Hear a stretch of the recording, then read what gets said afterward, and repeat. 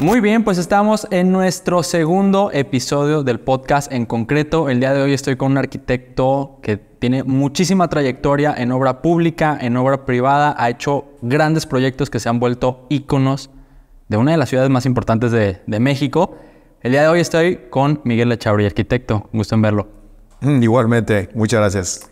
Oye, gracias por la invitación, ¿eh? No, pues a ti por venir. Miguel, oye, eres un arquitecto que desde que yo era chico he escuchado. Desde cuando yo tenía 10 años se inauguró uno de tus proyectos, pues no sé si el más grande, tú me lo confirmarás.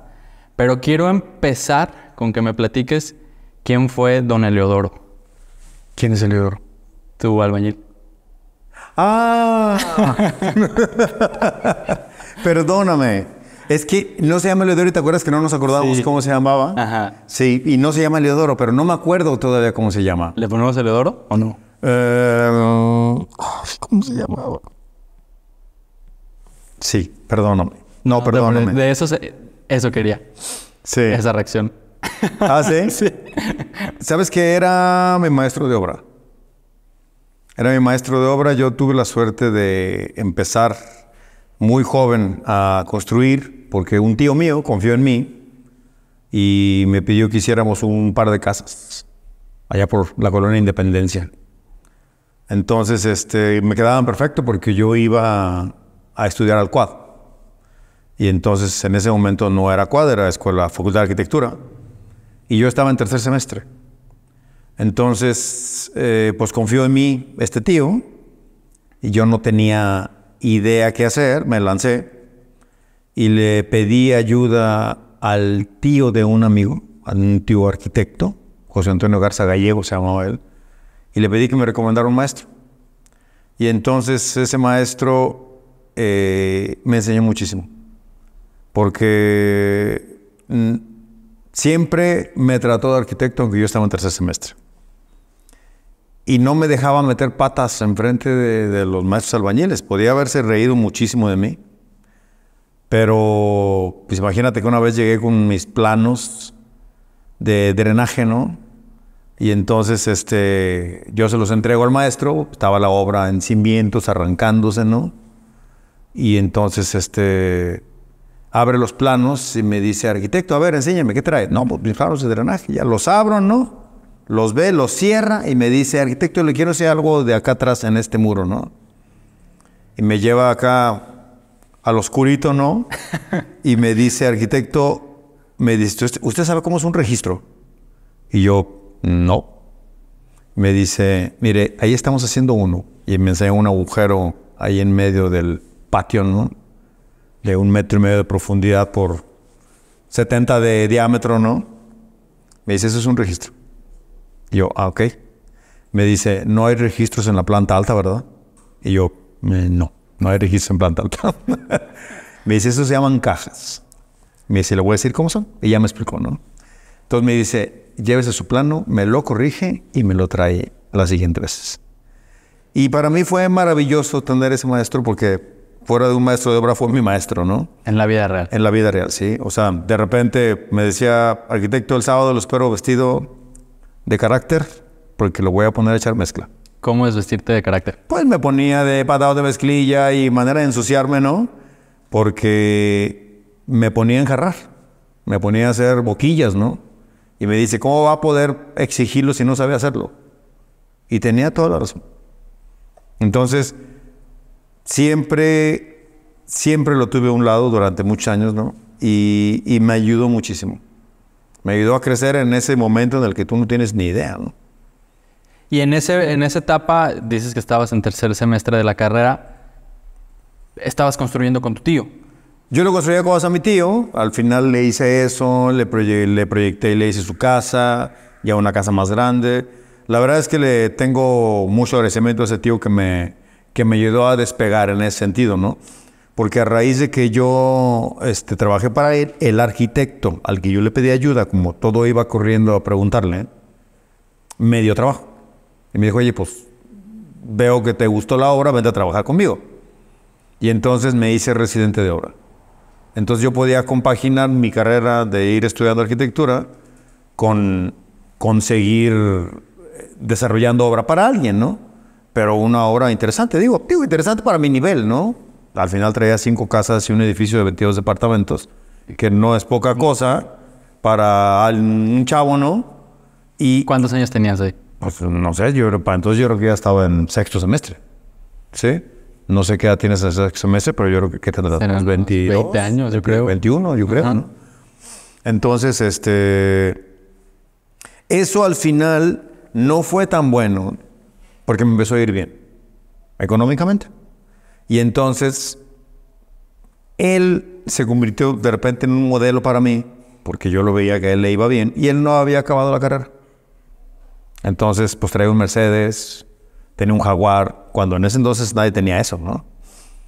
Y tenía una oficina muy guapa, ¿no? Y entonces yo dije, pues, ¿para qué acabo la carrera, no?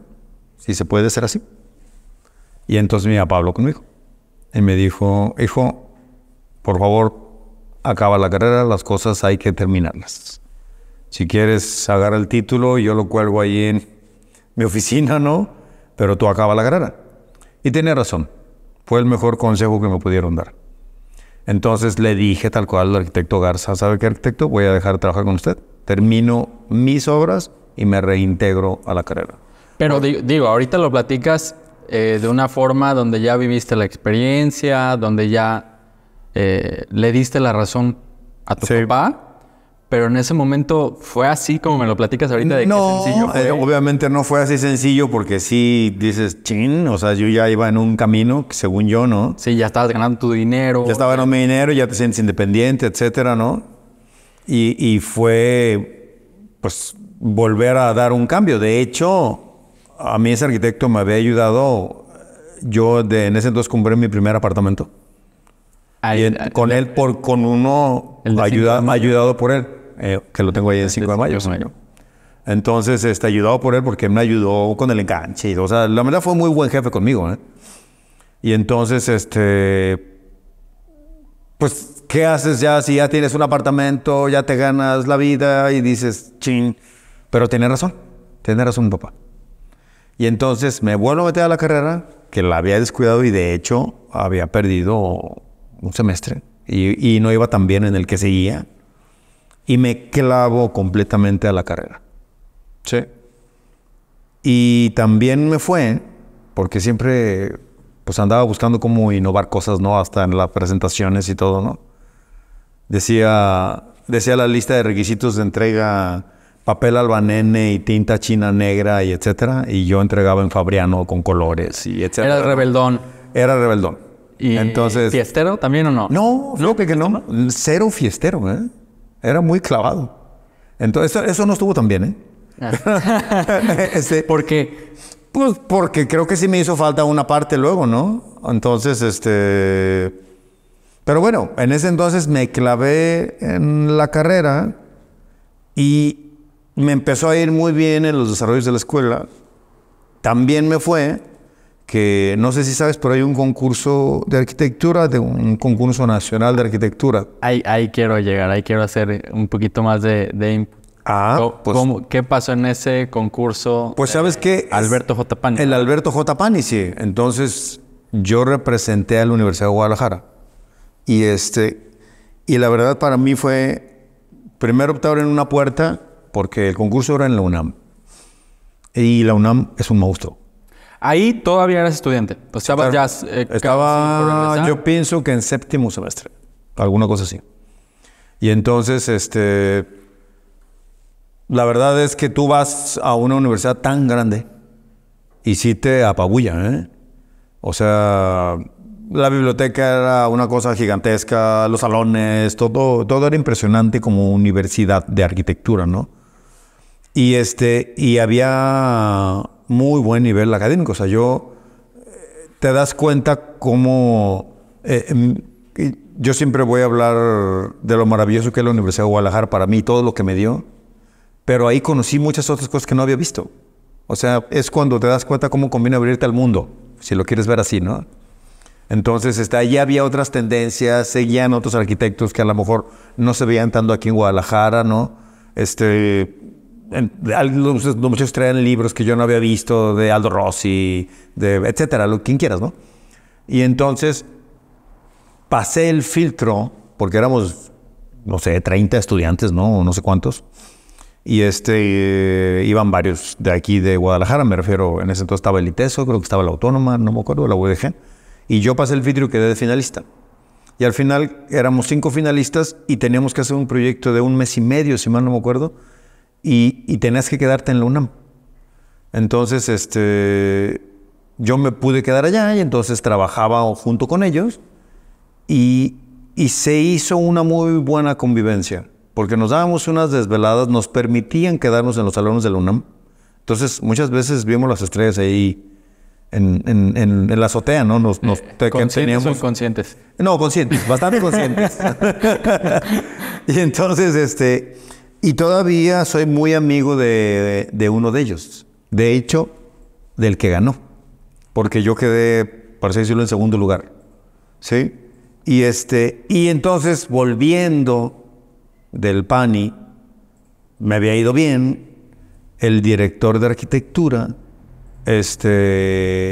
me recomienda fue el arquitecto Agustín Parodi Ureña, me recomienda con un arquitecto jalisciense muy connotado, Fernando González Gortázar, que venía de vivir, si mal no me acuerdo en ese entonces, en España, y quería buenos estudiantes.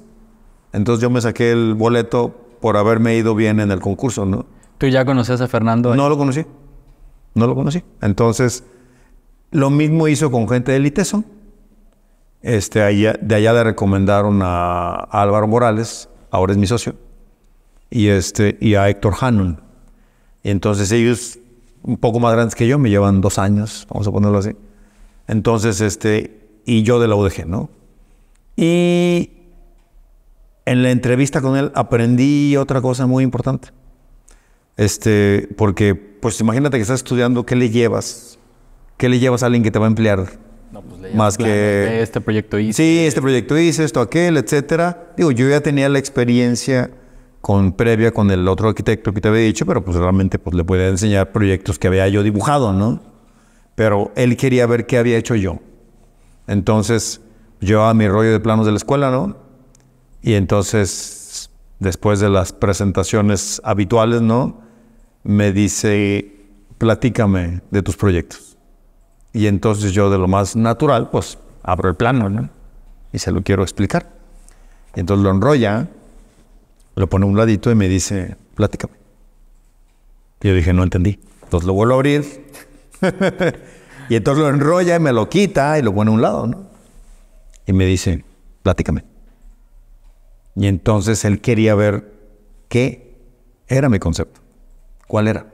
¿Qué es lo que le iba a mostrar y qué estaba ahí puesto? Entonces ahí sí le dije, a ver, pues mira, traigo una casa, por citarlo, ¿no? Y en esa casa, pues, ser un terreno así asado, me interesaba ver esto, hacer aquello, la luz, o que un patio, lo que quieras, ¿no? Traía un proyecto, me acuerdo siempre nos tocaban clínicas de ginecobstetricia, hice como 37 clínicas, no sé por qué. Era el proyecto recurrente cada semestre, ¿no? Y el qué, por qué, cómo funcionaba, y qué había hecho, etcétera, ¿no? Y entonces, ya que le expliqué todo, porque hasta una fuente llevaba, me acuerdo que me habían pedido una fuente, ¿sí? Y entonces ya se le enseñé, ya, ¿no? Ahí dijo, platiqué, perdón, y ahora me dice, ahora sí enséñame las cosas. Y entonces ya, yo abrí los planos. Ya una vez que la habías... Sí, y entonces ya, mira, aquí está ese eje que me dijiste, ese patio, etcétera. Y entonces me contrató.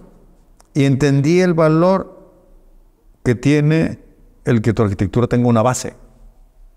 ¿Sí? Que no sea nada más, pues, porque así salió, ¿no? Sí, no es porque se ve bonito, sino que hay un concepto fuerte. Hay un concepto fuerte o hay algo que lo amarra y que le da un sustento, ¿no? Porque Fernando tenía una frase que me gustaba mucho siempre, porque él decía que la arquitectura siempre tiene un padre y una madre. Eso ya fue después en el aprendizaje. Con él estuve 16 años. ¿Sí? Entonces, y necesariamente la madre, que es la tierra, con un diferente padre, que es el arquitecto, pues dará un diferente hijo. ¿Sí? Y si el mismo padre tiene una diferente madre, porque utiliza otra tierra, pues dará otra vez otro diferente hijo. O sea, no puedes hacer coincidir un mismo proyecto en otro lugar. ¿Sí? Entonces, tienes siempre que ir mutando y adaptándote. Y creo que es algo que le aprendí mucho a él, pues, ¿no? Has mencionado que Fernando fue para ti un segundo padre. Para mí fue un segundo padre. Sí, la verdad es que pues me enseñó todo. Imagínate que alguien te agarra en séptimo semestre, ¿no? Y duras 16 años con él. Llegué a hacer todo con él. Entonces, digo, al final fue una carrera tan larga que yo ya pues hacía contratos, cerraba, entregaba, desarrollaba proyectos, etcétera. Y más porque Fernando de alguna manera no quería complicarse él con tener oficina. Él tenía una oficina en la que estaba él y su secretaria. Fin. ¿Sí? Entonces, yo iba a Álvaro y Héctor, que nos conocimos al año de estar trabajando ambos con él. No nos conocíamos. Yo sabía que existía un Álvaro y un Héctor, y ellos sabían que existía un Miguel Echauri. Se adelantó, ahí ya era home office. Sí, pero es que ni siquiera era home office porque yo necesitaba gente. Entonces yo lo que tuve que hacer fue rentar un localito e invitar a mis compañeros de la escuela. O sea, ¿quién más? Para llevar proyectos de Fernando. Para llevar proyectos de Fernando. Entonces, de alguna manera me hizo poner oficina. ¿Sí? Y ellos ya habían salido de la escuela y ya tenían oficina. ¿Sí? Y nos conocimos en alguna ocasión, nos juntó. Nos caímos bien, tan bien, que dijimos que vamos a ser socios un día de estos. ¿Sí? Así, al pasar de los años, ¿no? Entonces, pero al final el que más duré con Fernando fui yo. Porque Héctor se casó con una chica de ascendencia francesa, y se fue a vivir en la crisis del 94. Sí, se fue a vivir a París. Y entonces, y le fue muy bien allá. Digo, en ese momento tomó un trabajo muy interesante con Santiago Calatrava. Y llegó a ser el jefe de la oficina de Zúrich. O sea, era brillante. No era poca cosa. No era poca cosa, ¿no?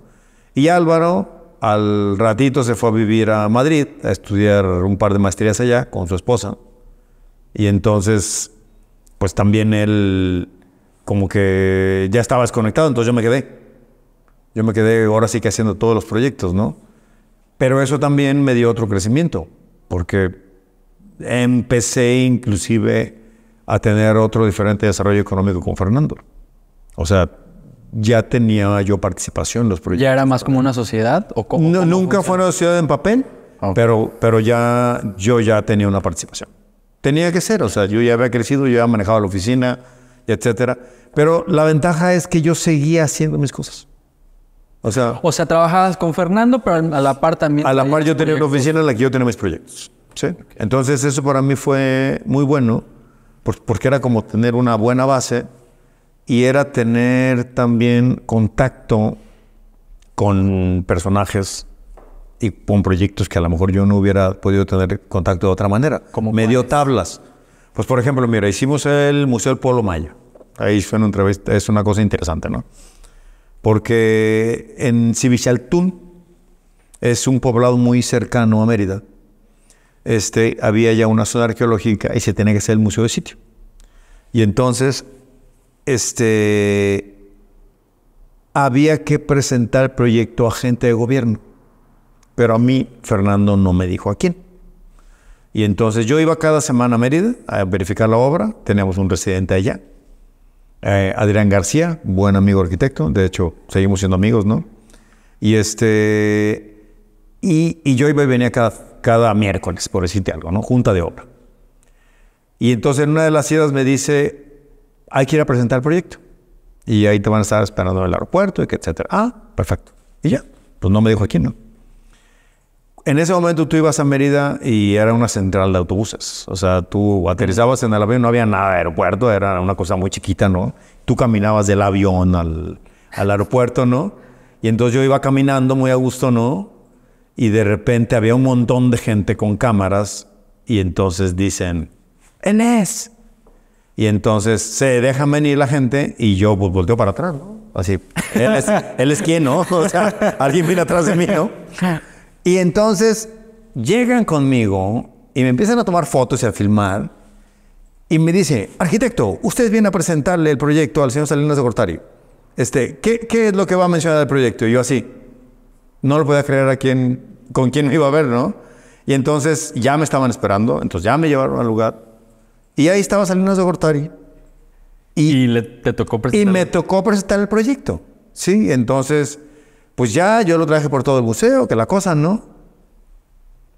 Evidentemente se fue todo, le hablé a Fernando por el celular, le dije, ¿por qué me hiciste esto?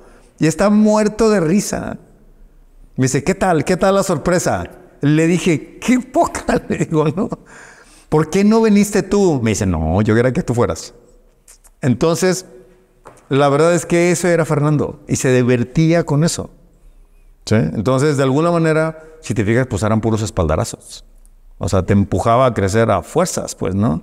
Te mandaba a presentarle un proyecto a un gobernador y, pues, dale, ve y véndeselo. Entonces, eso a la larga, lo que hizo fue a mí darme tablas. Sí. Me imagino conociste mucha gente. Mucha gente. A lo largo de este proceso con Fernando. Viendo hacia atrás, me gusta mucho ver hacia atrás. Uh-huh. ¿Qué más te dejó en cuestión que digas, le agradezco mucho esto porque como estas experiencias, pero en cuestión, no sé, ¿qué fue tú lo que valoras de...? Mira, muchas cosas. Ya lo dijiste, para mí fue un segundo padre. La verdad es que Fernando sabía más cosas de mí que nadie en el mundo. Que nadie, de verdad. O sea, era mi confidente, así como yo era el de él. ¿Sí? O sea, un problema de pareja, él lo sabía. ¿Sí? O sea, le hablaba. O él me hablaba. ¿Sí? Entonces, pero también en un tema ya de arquitectura, me enseñó el cambio de escala. O sea, no es lo mismo hacer un proyecto para una ciudad que hacer una casa. ¿Sí? Creo que ahora me muevo muy alegremente en ambas escalas por él. Porque si tú vas y haces el Centro Universitario de Los Altos, y yo me tocó ir cuando ahí no había más que cerro.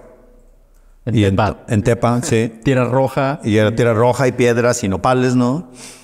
Y entonces si te dice, aquí va la rectoría. Y estás en la nada, ¿no? Entonces, ok. Y más cuando todo eran como bosquejos, porque él era muy dado a eso, a hacer como esquemas. Y tú a desarrollarlos. Entonces también eso era otra cosa. O sea, cómo pensar tratando de seguir una idea de él. El Centro de Seguridad Pública, el que está por Tonalá, por el periférico de Tonalá, si alguien lo ve en plata, es una dona. Es un círculo, ¿no? Con unas escaleras, pero arriba tiene las perreras y tiene que el helipuerto acá y que etcétera. O sea, es un proyecto muy complejo, pues, ¿no? Llega aún, me acuerdo, al lugar y me dice, ya sé cómo es el proyecto. ¿Ok? Me dice, dame una hoja. Tú siempre tienes que traer hojas de papel y pluma y etcétera, ¿no? Y entonces dibuja un par de círculos, tal cual, haciendo una dona, ¿no? Y le dibuja 2 círculos adentro, chiquitos. Le dije, ¿ok? ¿Qué es esto? El edificio. ¿Ok? Y los 2 circulitos, las escaleras. ¿Ok? En la siguiente reunión, yo que estudié todo el programa, le llegué con un edificio que ya tenía una dimensión. A ver, el edificio tiene 30 metros de diámetro, la crujía mide tanto, son columnas, esta es la medida de las escaleras, tal. Y él me decía, dájamelo. Ya. Y entonces él hacía cosas y luego yo lo seguía. Para mí fue muy interesante ese ida y vuelta. ¿Sí? Porque era a partir de algo... Boteo, como... Sí, exactamente. Era a partir de algo que era una idea muy básica y luego irla puliendo, ¿no? Muchas veces me llegó porque él vivía en la Ciudad de México. O sea, cuando yo lo conocí vivía aquí. Pero al poquito tiempo se separó de Ana María Silva, su esposa, y se fue a vivir a la Ciudad de México. Entonces me hablaba un domingo a las 9 de la mañana. Porque así era la relación, ¿eh? Y entonces ya, Fernando, ¿qué pasó? Me dice, ¿tienes papel a la mano? Sí, ¿cómo no? Y entonces me dictaba un proyecto. Dibuja una línea horizontal. Ya. Crúzala a 45 grados con una línea tal. ¿Ok? Pone en la esquina un círculo de tal proporción. Ya está. Y entonces yo lo iba dibujando. Dice, y entonces así nació un proyecto. Y luego cuando él venía a Guadalajara, me dice, te veo en una semana. Yo ya le llevaba el proyecto. Que imagínate que alguien te dictara un proyecto, ¿no? No siempre coincidía. O sea, coincidía la idea, más no a lo mejor la proporción, el cruce de la línea o lo que sea, ¿no? Y entonces era muy interesante para él esa sorpresa de qué le iba a llevar yo. O sea, cómo iba yo a interpretar sus ideas. ¿Sí? Ahora, no te quiero decir con esto que siempre fue así. También había proyectos que al milímetro, esto es así. ¿Sí? Porque me tocó hacer escultura, por ejemplo, con él. Esculturas. ¿Cuáles? Pues muchas. Todas. Yo creo muchísimas, ¿no? Entonces, la columna dislocada, que se ganó el premio Henry Moore en Japón. O el resplandor, si mal no me acuerdo, que es una escultura que tiene todas brazos así. O el árbol del Escorial, que está tal cual en el Escorial. O sea, así, ¿no? Y en ese momento, cuando hacemos esas cosas, también era interesante que a veces un proyecto lo empezaba Álvaro y yo lo seguía, o yo lo empezaba y él lo seguía, y como que siempre nos tenía jugando con los proyectos, Álvaro y a mí. De hecho, por eso nació tanto esa relación. Y Fernando también era un tipo que viajaba mucho, pero lugares muy interesantes. O sea, él se iba de safari A Madagascar. a Madagascar o así, pero su safari era buscar plantas. Él era amante de los animales, pero era un experto botánico, ¿no? Entonces, era ir a ver cómo crecía la planta fulana encima de la roca junto al lago tal, en África. Sí, y fotos y lo que quieras, ¿no? Entonces nos quedábamos, Álvaro y yo, siempre a cargo de los proyectos, porque era su consigna. Decía, a ver, todo eso digo cuando todavía estábamos, él aquí en España y digo que no se había ido a España y yo estaba aquí, ¿no? Dice, lo que decían ustedes dos, lo voy a aceptar. Si lo decide cada uno solo, no. Y sí, así él llegaba y habíamos tomado decisiones sobre algún proyecto que él podía gustarle o no, pero era la consigna, ¿no? Tú dijiste que te ibas y así fue. Prácticamente Así entre quedó. los dos, entre Álvaro y tú, llevaban el... Sí. Y, a ver, estuviste 16 años con... 16 años con Fernando. ¿Cómo es el momento en el que ya tú empiezas a emprender? Pues lo que cambio. pasa es que en ese momento, fíjate cómo son las coyunturas políticas, si lo quieres ver así. Había un personaje, Claudio Sainz David, que en ese momento no era secretario de...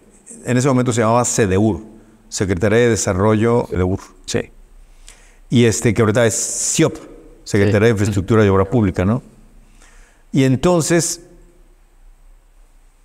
Claudio tuvo varias entrevistas con Fernando y con más gente, pues pidiéndole proyectos para la ciudad.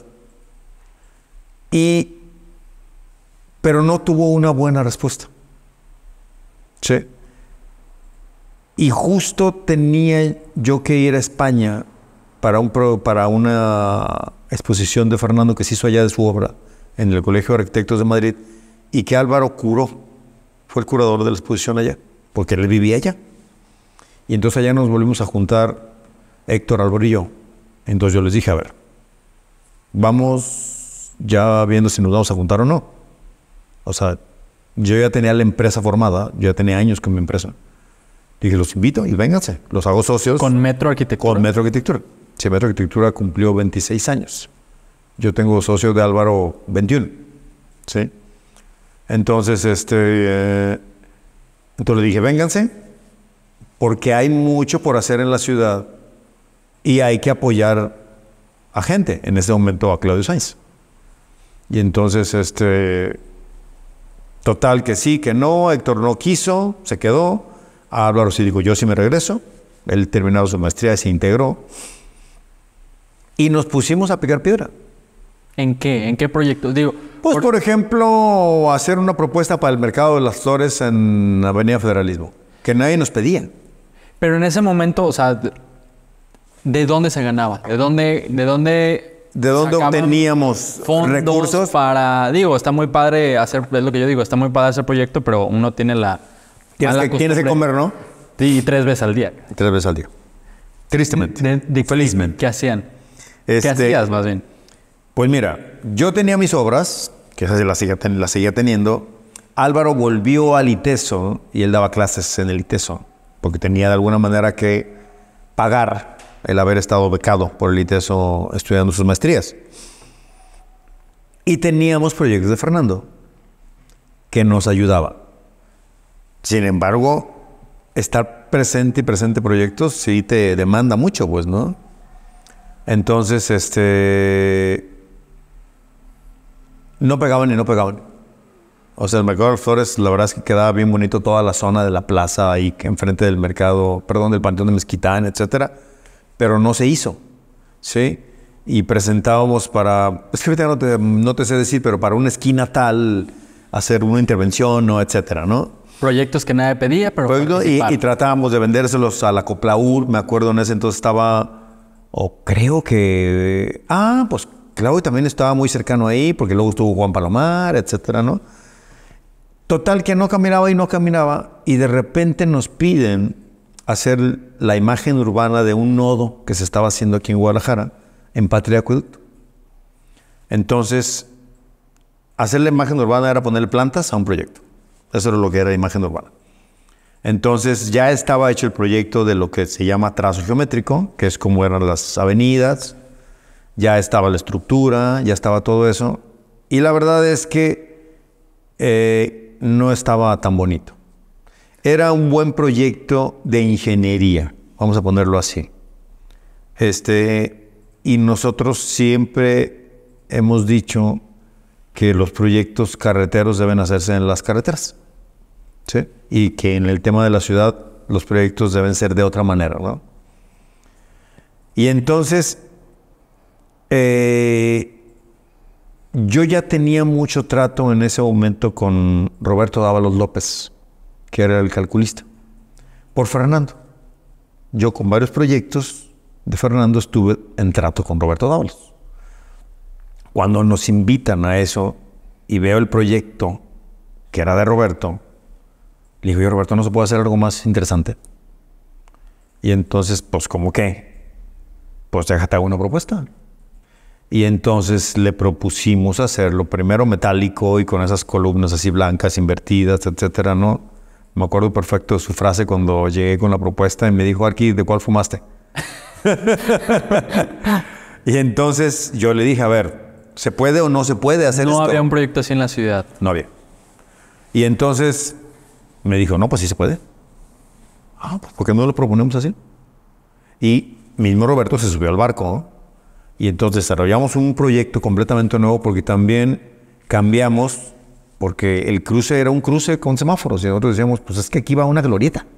¿Pero en ese momento ya se vislumbraba lo que iba a ser esa zona? No, todavía no. O sea, no existían andares. Creo que ya estaba Plaza Pabellón, ya estaba la Porsche, la Mercedes ahí. La Mercedes era esa pirámide que estaba ahí adelante, etcétera.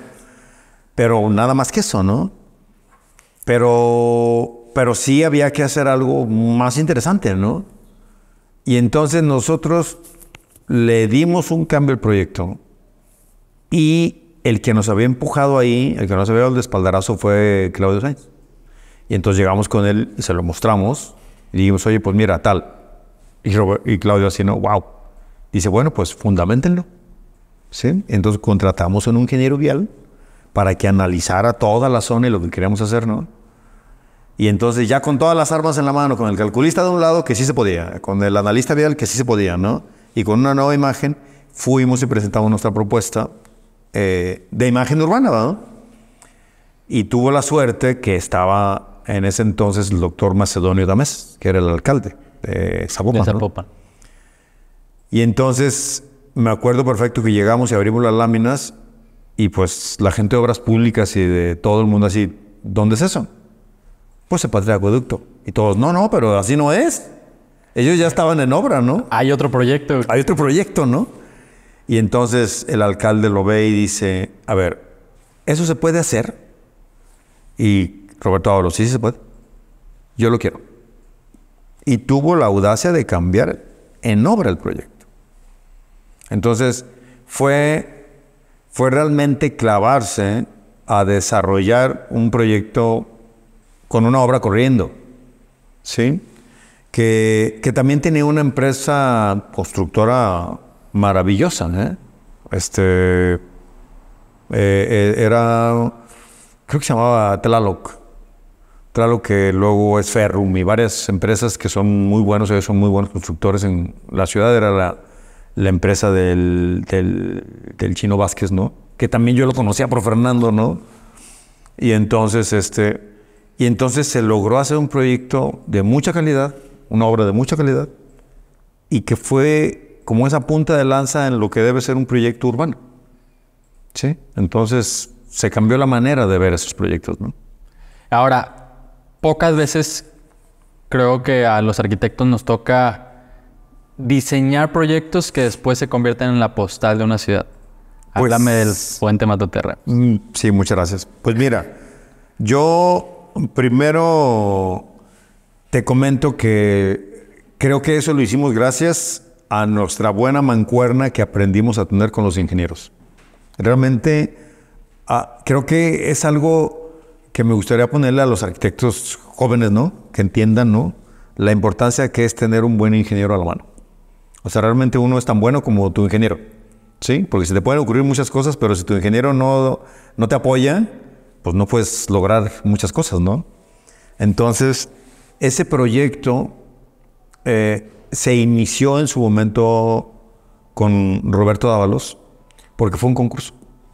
Entonces, el único equipo de arquitectos que había hecho una obra de ese impacto en la ciudad éramos nosotros, por Patria Acueducto. Entonces invitaron a una empresa de la Ciudad de México, Mexpresa se llamaba, a otra empresa de Monterrey, que esa no me acuerdo bien cómo se llamaba, y nosotros. Y era hacer una solución vial. O sea, era una solución vial que luego daba origen a una solución técnica, pues, ¿no? Entonces tú tenías que analizar todo. El concurso era bastante completo. Y entonces otra vez nosotros, ya con la experiencia de ese análisis vial, ese cálculo estructural, etcétera, presentamos una propuesta que en su momento nosotros no sabemos que iba a ser un atirantado. Al final resultó que esa era la mejor solución. ¿Por qué? Porque nos daba un claro muy largo entre apoyos, porque no te puedes apoyar al centro porque estaba el túnel de Hidalgo. Perdón, el túnel de López Mateos. López Mateos. Sí, entonces tú no te puedes apoyar ahí, tenías que separarte por el tema vial. Ahí no sé si tú no te vas a acordar, pero hay un camión muy ancho y toda la gente se volaba la vuelta. Entonces daban vuelta donde no tenían que darse vuelta en López Mateos y se hacían unas filas que llegaban hasta San Ignacio, haz de cuenta, ¿no? Era impresionante. Y entonces había que hacer un sistema vial y que no te permitiera que te volaras la vuelta. Y si te fijas ahí, hay como dos gotas, ¿sí?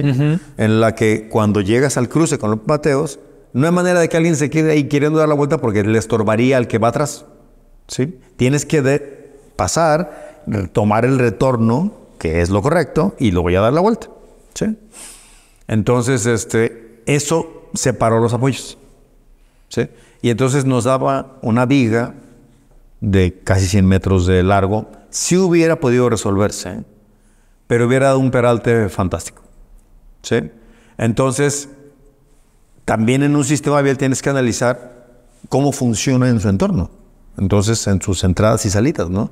Si algo es tan peraltado y es tan largo, entonces tu rampa es gigantesca.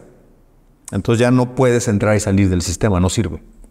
Entonces la mejor opción era hacerlo muy esbelto y colgarlo. Porque como mejor funciona el acero es a tensión, ¿sí? Entonces era una buena propuesta técnica y nos daba una buena propuesta visual, ¿sí? Entonces se propuso y ganamos.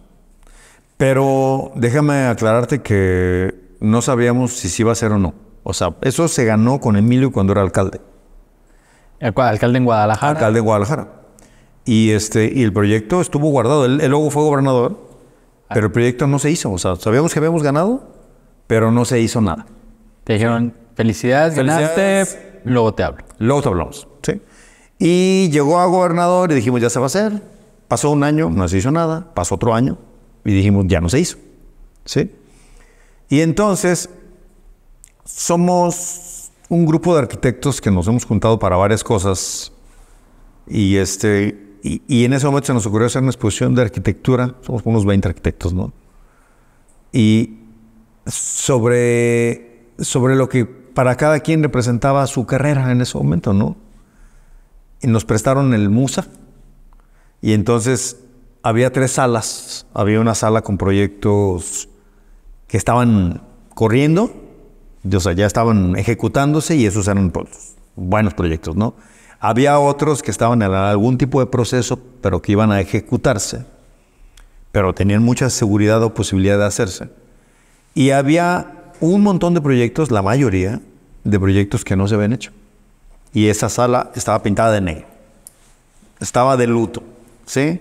Entonces las láminas estaban montadas en negro, todo era negro ahí, porque la gran mayoría de los arquitectos hacemos muchos proyectos que no se hacen. Que quedan en el tintero. Que quedan en el tintero. Muchos concursos o muchas propuestas muy audaces o lo que sea. Generalmente son los proyectos más grandes o innovadores son los que se quedan en el tintero, porque son los que es más difícil que venzan ese paso, ¿no? A hacerse realidad, ¿no? Ahí estaba el puente atirantado. Entonces puente atirantado, estuvo muerto. Justo se acaba la exposición y al mes nos habla.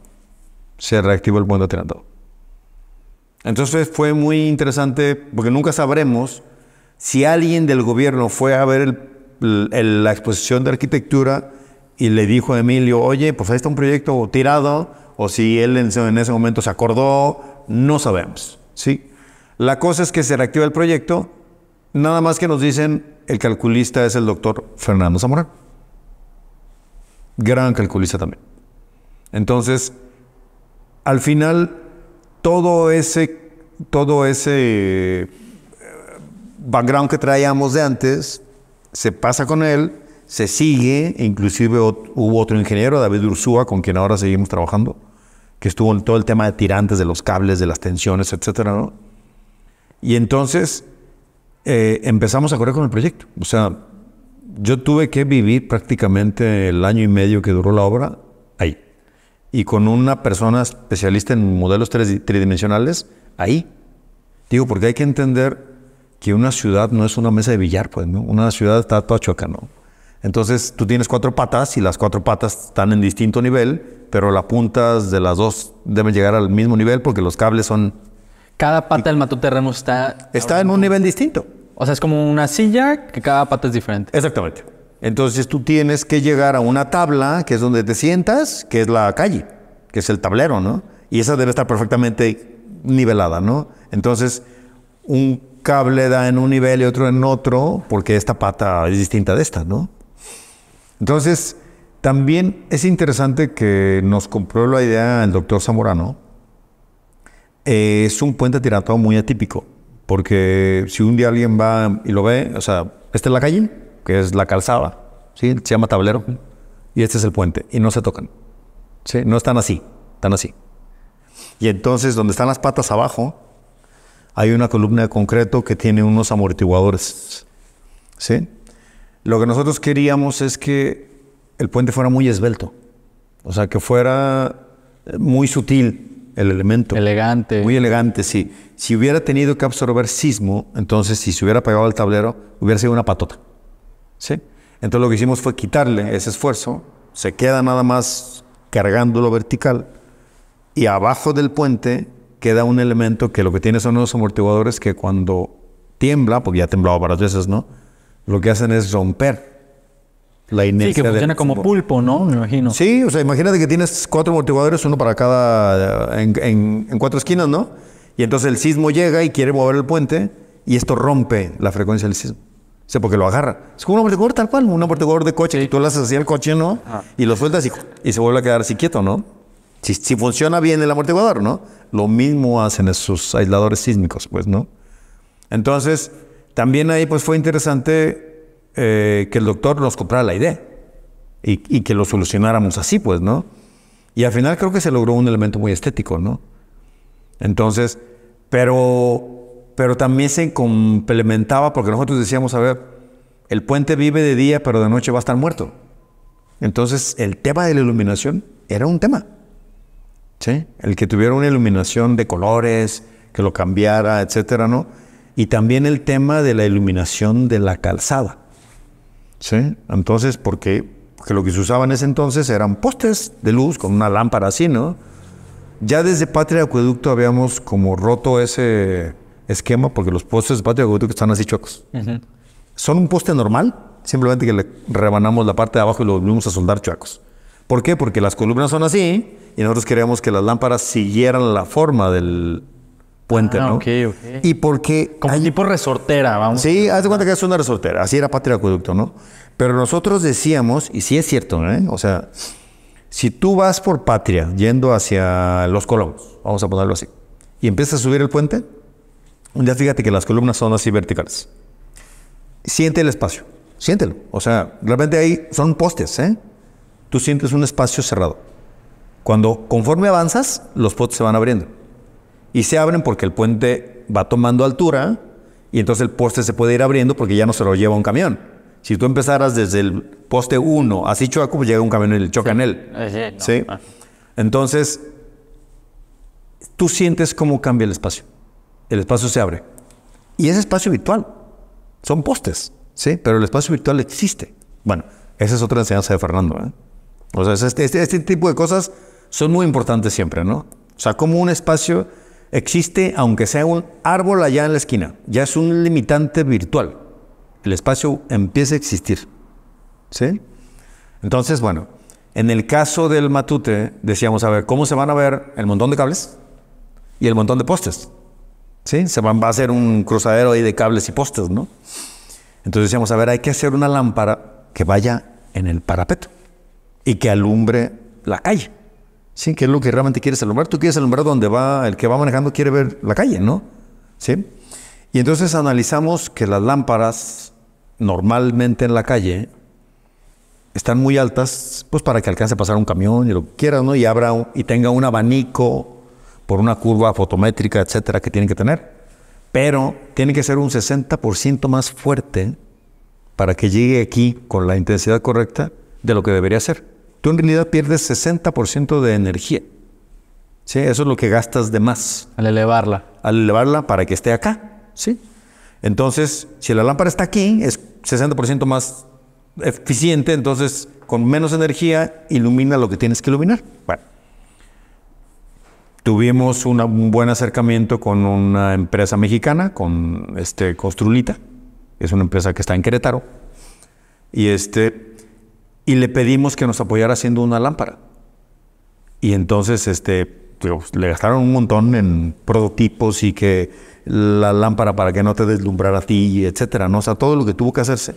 Y no nos la quería aprobar alumbrado público, ¿no? Nos decía, es que está fuera de norma. Y le decíamos, pues claro que está fuera de norma, la lámpara no existe, la estamos inventando, ¿sí? Y entonces al final ganamos por cansancio. Es la verdad. Por terquedad. Por terquedad. Y entonces ya, total que se hizo y creo que fue un éxito. Bueno, para empezar fue un éxito comercial para ellos porque ahora la venden en todos lados y se llama Metro Vial. O sea... Por Metro Arquitectura. Por Metro Arquitectura. Por lo menos nos dieron el nombre, ¿no? Entonces, pero sí, o sea, es otra de las enseñanzas de Fernando, si lo quieres ver así, tienes que limpiar de elementos. Entonces, mientras menos postes, más limpio.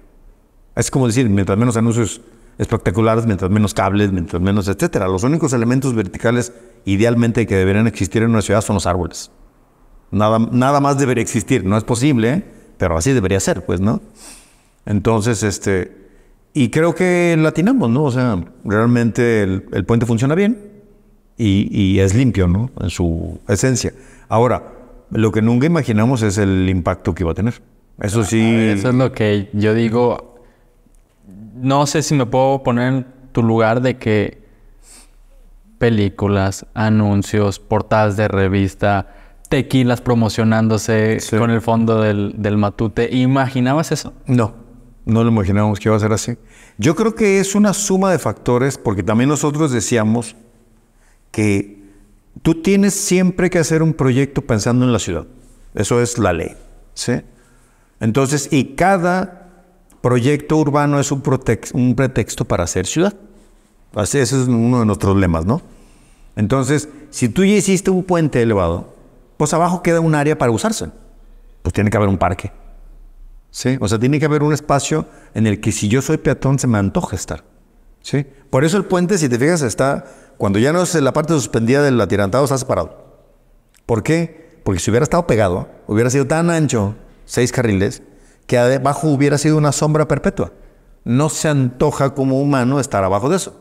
Pero sí se antoja, si está así, pues que pase el sol, hay arbolitos, entonces se hace otro esquema. Todo eso es simplemente decir, pues hago un trazo geométrico que va así, se pega donde es atirantado, se despega donde no es atirantado para que pase el sol. Es todo. O sea, al final, si te fijas, son cosas como muy de sentido común, ¿sí? Y muy pensando, pues, en que haya ciudad, ¿no?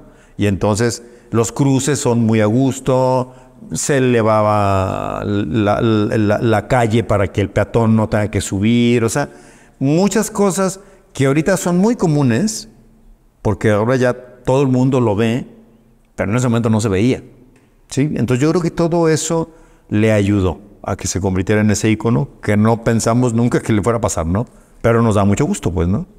Y, a ver, quiero preguntarte, en ese momento, mientras elaboraban el proyecto, ¿cuántos arquitectos eran en el despacho y cuántos ingenieros? No, es que fíjate que ahí hay una cosa.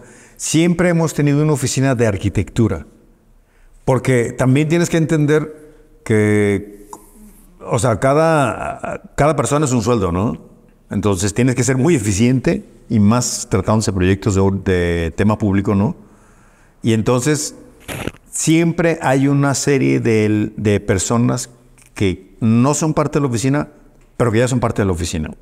O sea, yo te puedo decir que en este caso ya EPS Vial, que se dedica a hacernos los estudios y trazos geométricos y todo, tiene añísimos trabajando con nosotros, pero él es una empresa. Ah, esa parte. Esa parte. Es una colaboración. Es una colaboración, pero ya se hace una colaboración tan estrecha que a él le sale un puente y nos habla, o a otro nos sale un puente y le hablamos, ¿sí?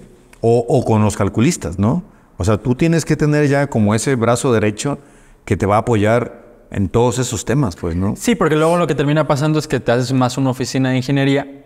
Y no es el caso. Me llegó a pasar.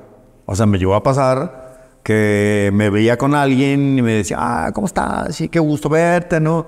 Luego te invito a la casa para que veas cómo nos quedó y que la cosa, ¿no? Y te hiciste casa. Sí, ¿y por qué no me hablaste? Pues porque tú haces puentes, ¿no? Y tú dices, ok, tiene toda la razón.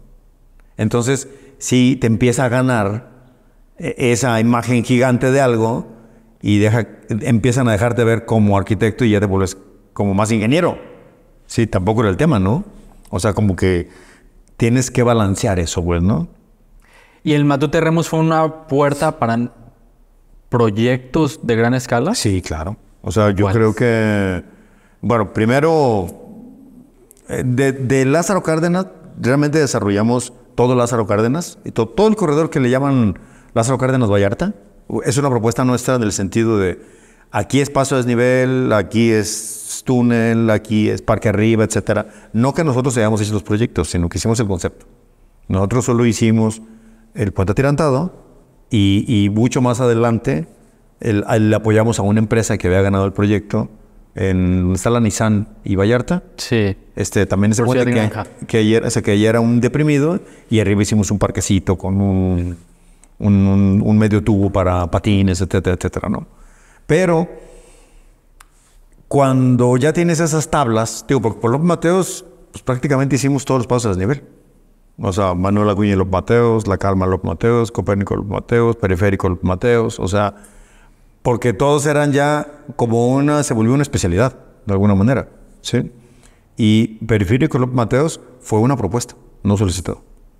Y si te fijas ahí también es una solución interesante porque son 2 túneles que se meten abajo porque quisimos desarrollarlo todo sin salirnos del área que ya tenías como área del nodo y los túneles se entrecruzan abajo. Tú no te das cuenta, pero tú pasas encima de un túnel de un lado y abajo del otro y etcétera. Y ahí obviamente tiene que entrar muy de la mano tu especialista en análisis geométrico. ¿Sí? Entonces, así como tienes al ingeniero calculista, tienes al ingeniero vial, ¿no? Pero también siempre eso nos dio pie a que cada que hacíamos algo, por ejemplo, ¿Te acuerdas que se quemó el Mercado Corona? Mercado Corona. Y eso se hizo un concurso. Era un concurso abierto, nosotros le entramos. Pero parte de nuestra propuesta era una renovación urbana. Porque antes el túnel de Hidalgo llegaba al Mercado Corona. O sea, este es Santa Mónica y el túnel ahí se metía. El túnel que pasa junto a la catedral, ahí se metía. Y todo de ahí para allá era avenida. De ahí para atrás, pues, ¿no? Y nosotros decíamos, no puede haber un mercado sin plaza. O sea, la gente va al mercado y las plazas son parte de los mercados, ¿no? Además, hay que conectarlo con lo que está enfrente, Plaza Guadalajara, etcétera, ¿no? Y entonces, aunque no ganamos el proyecto del mercado, que debo decir que me gusta mucho nuestro proyecto, lo sigo viendo y me convence, ¿no? Y creo que eso me pone contento de decir, a ver, creo que hubiera sido un buen proyecto. Nosotros hicimos ese mover el túnel hacia atrás y crear esa plaza, y eso nos buscó después el alcalde, Ramiro Hernández, y nos dijo, oigan, ustedes no ganaron, pero sí queremos contratarles esto. ¿Y te dan motivos por qué no ganaste o...? No, la verdad es que muchos de esos proyectos públicos, digo, la Atirantado fue igual y ahí pues no me voy a quejar, ¿verdad? Ahí eso gané, ¿no? Sí. Y entonces, pues se mete gente de todo tipo. O sea, se meten ciudadanos, o que el regidor, o el cabildo, etcétera. Y no siempre la gente está capacitada para juzgar un proyecto arquitectónico. O sea, se pueden ir por otras cosas sin juzgar si bien o mal. Así son los concursos. O sea, más bien tienes que entender que así son los concursos y puedes perder por eso, ¿sí? Y a lo mejor tu proyecto es muy picudo arquitectónicamente, pero a alguien no le gustó por algo, bueno, pues perdiste. ¿Crees que por diseño, por presupuesto? Fíjate que lo que yo sé es que perdimos porque teníamos menos metros cuadrados de oficina para gobierno. Que porque parte del concurso era, a ver, rescatamos un mercado, pero hay un déficit de oficinas para el ayuntamiento. Hay que hacer metros cuadrados de oficina para que ya estén ahí, ¿sí? Pero si el concurso decía, se hacen 2,000 metros, nosotros hicimos 2,000 metros. O sea, nosotros cumplimos a rajatabla con lo que decía el concurso. Ajá. Pero el que nos ganó tenía 2,500, por citar. Entonces, si lo quieres ver así, pues fue más listo que nosotros en proponer más algo que fue interesante como negocio. ¿Sí? O sea, en cuestión de ocupación. En cuestión de ocupación, digo, no, pues les doy más metros. Sí. Sí. De a ver si te prendió el foco a ti, pues a lo mejor haces lo mismo, ¿no? Pero a nosotros nos gustaban de nuestro mercado que de alguna manera era más como el San Juan de Dios en el sentido de que había esa escala de doble altura, cosas así. O sea, lo sentíamos como un elemento más interesante. ¿Sí? Entonces, pero bueno, quedó en el pasado, es un concurso perdido y estamos muy contentos de lo que se logró después, porque la plaza creo que sí fue un gran rescate. Porque te dijeron, el mercado no, pero el mercado no, pero la plaza sí. Pero también eso dio lugar a algo que luego se logró, que es Paseo Alcalde. Porque, ahí quería llegar. Bueno, porque lo que pasa es que realmente, o sea, esas son esas cosas de suerte para una ciudad. Porque haz de cuenta que ¿tú te acuerdas del proyecto de la Villa Panamericana en el centro? Sí, en el Parque Morelos. En el Parque Morelos. A nosotros nos tocó que nos contrataran todo el tema de urbano, todo lo que era el proyecto de la zona, nos tocó a nosotros. Y la verdad es que me gustaba mucho el rescate que se hacía al parque, porque aunque se respetaba un trazo que tiene muchísimos años, sí había un tema de un cambio, había un mirador al centro. Redensificación. Que la redensificación es, digo, ahí no nos tocaban los edificios, nos tocó un edificio porque eso era otro concurso. Y la verdad es que lo ganamos igual. Pero hubo muchos que ganaron también su concurso de edificio, ¿no? Entonces, iba a ser un gran rescate urbano. Porque hay que entender que el centro tiene todo para vivir. O sea, en el centro hay escuelas, hospitales, mercados, plazas, todo hay en el centro. No tienes por qué irte a vivir a la orilla de la ciudad, ¿sí? Entonces, cuando se deja de hacer ahí por un tema meramente político, ¿eh? Porque ahí Poncho Petersen, que era el alcalde, pues impulsaba obviamente la Villa Panamericana ahí, pero pues él tuvo que atenerse pues a un tema de, no sé si la Federación del Deporte, etcétera, que dijo, se hace acá. ¿Por qué? Una imposición. Una imposición. Entonces la Villa Panamericana se hizo allá, donde se hizo, por una imposición. Sí. Y entonces ya todo el mundo lo metieron en un lío. ¿Sí? Entonces, y tan mal estuvo que la seguimos cargando. ¿Sí? Bueno, yo creo, de hecho yo escribí un artículo sobre eso, de que con la Ciudad Creativa Digital era la segunda oportunidad de esa zona.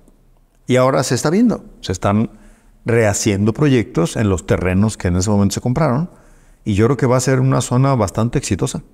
O sea, ¿Están haciendo algo ustedes ahí? Sí, tenemos un proyecto, un edificio ahí. Sí, e igual, era otro concurso. Veo que en el despacho son muy ávidos a participar en concursos. Pues mira, sí nos gusta, a pesar de que puedes perder, pero pues sí le damos, ¿no? Y entonces ahí en cada terreno había que hacer una propuesta. Digo, tú te tenías que juntar con un desarrollador. El desarrollador es el que tiene que meter el dinero, nosotros solo hicimos el proyecto, pues, ¿no? Pero ya están, según yo, 4 edificios en marcha y eso va a ser muy bueno, ¿no? Pero bueno, me desvié un poco. Sí, estabas hablando del Paseo Alcalde. Porque estaba hablando del Paseo Alcalde. Entonces, yo lo que siempre vi, o lo que siempre vimos es, hay que detonar el centro. O sea, el centro debe ser ese lugar para vivir en la ciudad, ¿no? Y no sé si te acuerdas, pero se estaba haciendo la línea 3 y la tuneladora La Tapatía, pues estaba trabajando ya a 30 metros de profundidad y entonces tenía cerrado un año y medio esa zona. ¿Sí? Esto que te digo es mediados de 2015. 15. Más o menos, sí. Entonces, y nosotros, a ver, de estar ahí yendo al Mercado Corona, etcétera, estás ahí y dices, chin, pues esto tiene cerrado un año y medio y no ha pasado nada. Hay que peatonalizarlo. ¿Sí? Y entonces nace la idea de la propuesta. Y ahí quiero decir que hubo una conjunción otra vez, los planetas alinean, ¿no? Porque nosotros a quien le presentamos la propuesta es al gobierno del estado. ¿Sí?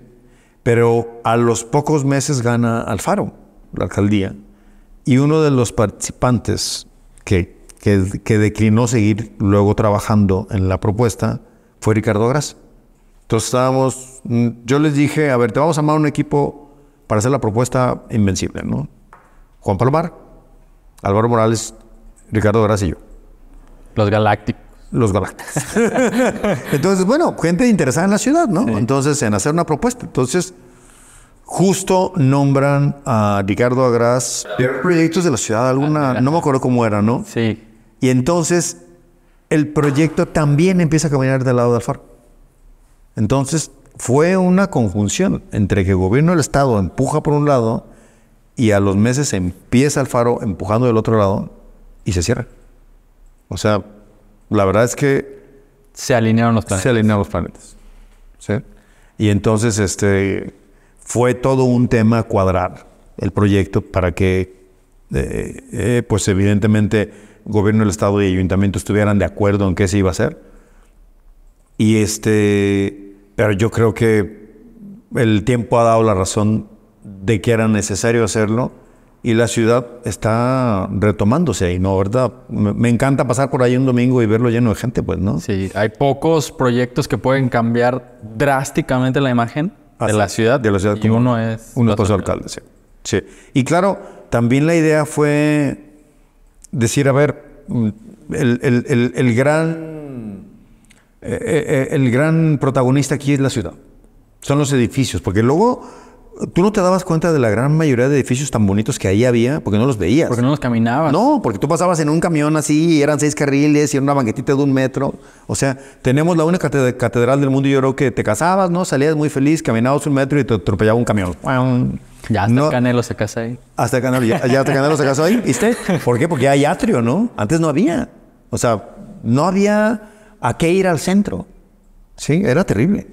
Pero bueno, el caso es que decíamos, el paseo tiene que ser lo más plain posible. O sea, no tiene que brincar, no tiene que ser de un montón de pavimentos acá estruendosos o mobiliario, etcétera, ¿no? Y entonces decidimos que fuera color cantera amarilla. Nos hubiera encantado que fuera de cantera amarilla, eso sí, pero no había, ¿sí? Y entonces, y había que hacerlo rápido y tenemos un cierto presupuesto, que es algo que siempre tienes que entender en la obra pública. Y entonces, total que el otro gran protagonista debían ser los árboles, ¿sí? Y se logran poner buenos tabachines desde inicio. O sea, porque dijimos, a ver, es que el proyecto tiene que tener arbolazos de inicio, no que pones unas varitas y dentro de 10 años ya es árbol. Todos pisoteados. Todos pisoteados y unos sobreviven, otros no. Del día 1 esto tiene que tener arbolazos. Y en todos nos hicieron caso. Fue maravilloso, pues, ¿no? O sea, es toda esa buena sinergia, ¿no? Entonces, la verdad es que a mí me gusta mucho cómo quedó. E inclusive un elemento que luego podemos platicar de él, que nació desde ese día, desde esa concepción. El Paso Alcalde tiene 2.7 kilómetros y empezaba en ese momento en los dos templos, en Aranzazú y San Francisco, y terminaba en la Glorieta de la Normal. Entonces nosotros decíamos, a ver, ya tenemos un elemento fuerte donde termina, pero nos faltaba un elemento fuerte en la Normal, ¿sí? Y entonces yo sabía de la existencia de la última obra de Luis Barragán, que no se había hecho, ¿sí? Porque estaba en propiedad de un particular, de Vicente Chalita Noemí, que fue quien compró él con su familia los derechos del Palomar, del desarrollo del fraccionamiento del Palomar, que era un proyecto en el que participó Barragán, y ahí estaban los planos, ¿sí? Entonces, yo de Vicente me hice amigo por otras cosas, ¿no? Por un proyecto particular de con él, ¿no? Y y le dije, dónale el proyecto a la ciudad. ¿Tú para qué lo quieres en un cajón? ¿Sí? Y entonces siempre tuvo su lugar en Paseo Alcalde. Pero no se hizo. No se pudo hacer. ¿Sí? ¿Por qué? Porque en donde lo pensamos, que es en esa glorieta, después ahí se hizo un CETRAM. Y entonces ahí hay un túneles y una bola de cosas que no permitían la cimentación. Y entonces se quedó pendiente. Entonces era cómo lograr que eso se hiciera y se lo fuimos proponiendo a las diferentes administraciones, ¿no?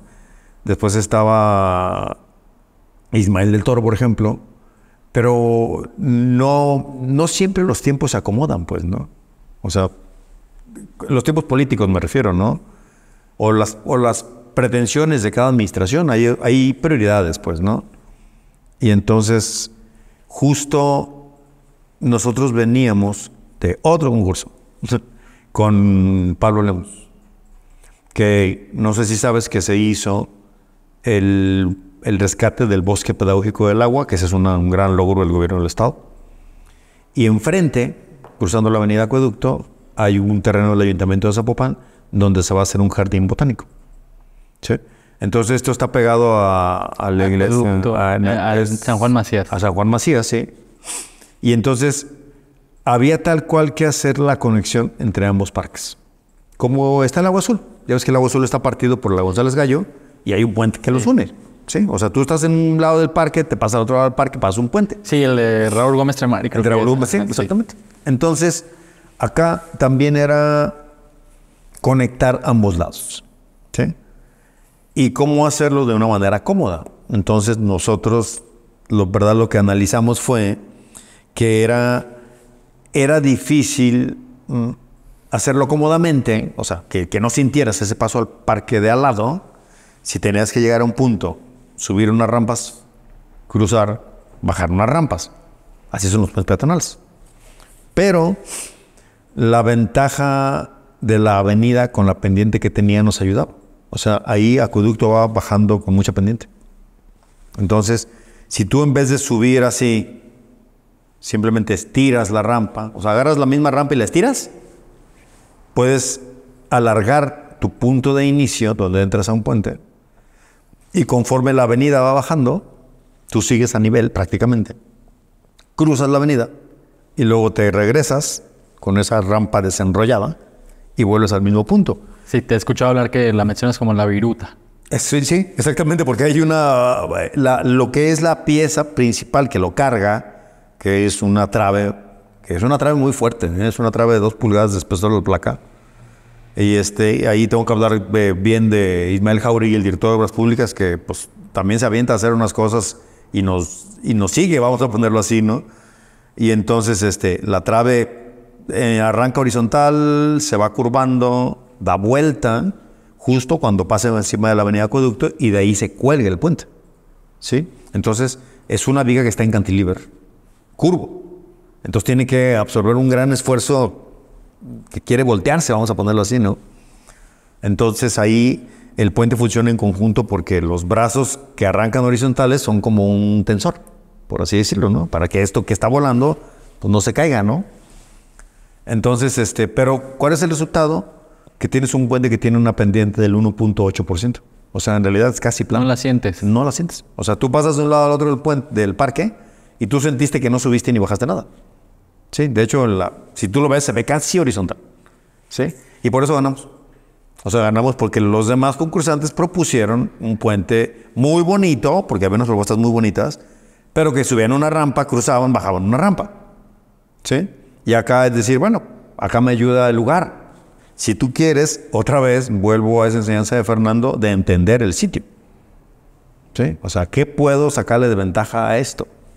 Sí, y además el propósito, que era 2 parques en una forma orgánica. Exactamente. O sea, ya cuando ves el puente, digo, cuando yo paso en el coche lo veo, ok, pues veo ya nada más la parte, el cantilever, ¿no? Así es. Pero cuando lo ves en el Google Maps y ves todo el tramo que es, dices, ay, o sea, parece como si fuera, no sé, una serpiente, una hoja. Sí, sí, sí.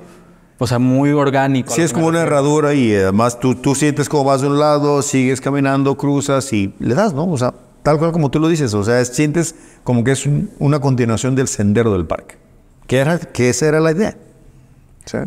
Y me desvío un poquito, porque estábamos hablando porque ahí me quiero hacer un poquito más de input con el Palomar. O sea, acababas de hacer esta obra en Zapopan. Sí, entonces teníamos muy fresca la relación con Pablo Lemus. Sí, entonces Pablo Lemus nos tenía muy en la cabeza, era un proyecto que para él también era un ícono. De hecho, es muy chistoso, cuando se inaugura el puente ya como obra, pues yo tengo una foto muy simpática en la que estoy con Juan José Frangé, con Pablo Lemus, con Enrique Alfaro y yo. Pues eso es rarísimo, ¿no? Pero es que uno ya era el alcalde de Zapopan Nuevo, el otro era el que había impulsado el puente, Alfaro el que había hecho el parque, el bosque pedagógico del agua, y a mí me tocó como proyectista estar ahí. Faltó Álvaro, porque Álvaro no llegó. No llegó, se quedó atorado en el tráfico. Entonces, pero es... imagínate que ya Pablo Lemus es alcalde de Guadalajara y lo invitan. ¿Por qué? Pues porque era un niño de él. O sea, él lo impulsó, pues, ¿no? Y le dieron su lugar, esa deferencia de invitarlo a la inauguración, ¿no? Entonces, yo tengo esa cercanía con él en ese momento y yo le dije, oye, Pablo, fíjate que él ya estaba en Guadalajara. Le dije, fíjate que hay una obra que no se ha hecho en el Paseo Alcalde y del cual no la pueden dar a la ciudad, y es el Palomar de Luis Barragán. Y entonces me dijo, a ver, enséñame los planos, pues, ¿no?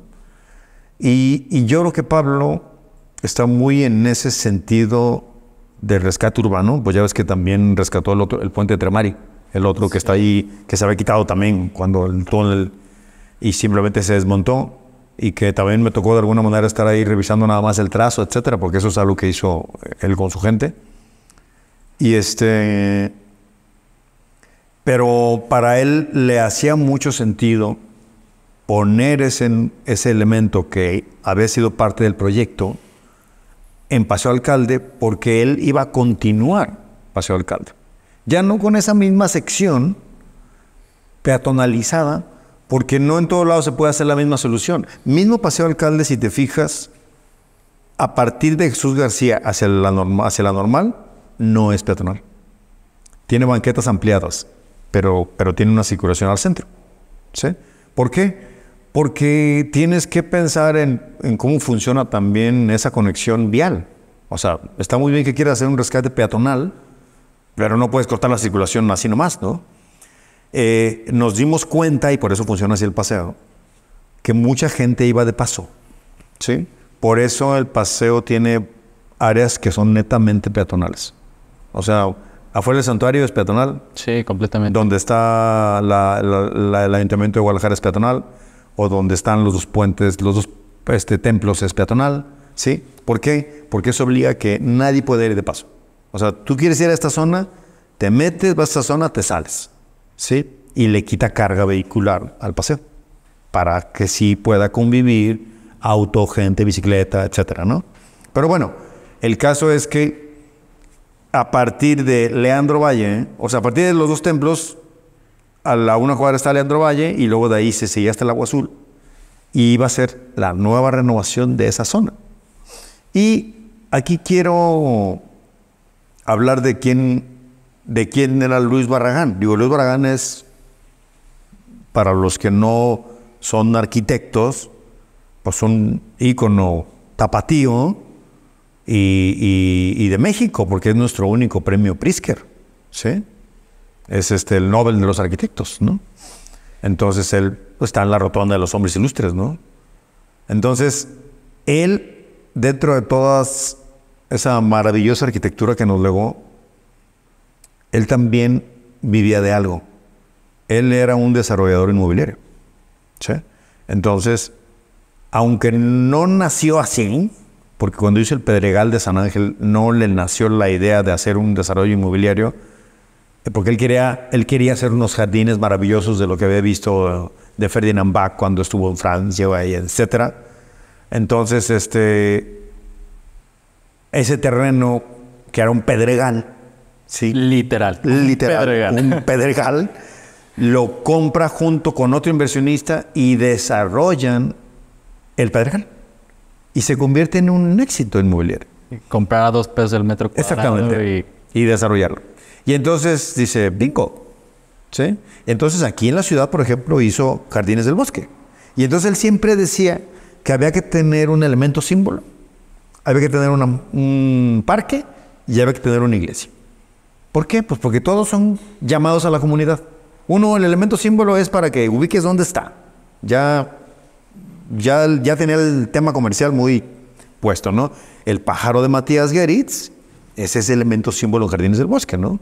Entonces, tienes el parque que está enfrente de la iglesia del Calvario, ¿sí? Y los padres le apoyaban en la venta. O sea, ellos, la verdad es que en cartas que tengo allí lo habla. Llevaban comisión porque ellos vendían terrenos de la zona. Hermanos, vengan aquí, compren, aquí se vive muy a gusto, ¿no? Entonces está muy bien, ¿no? Entonces, realmente supo hacerlo comercialmente.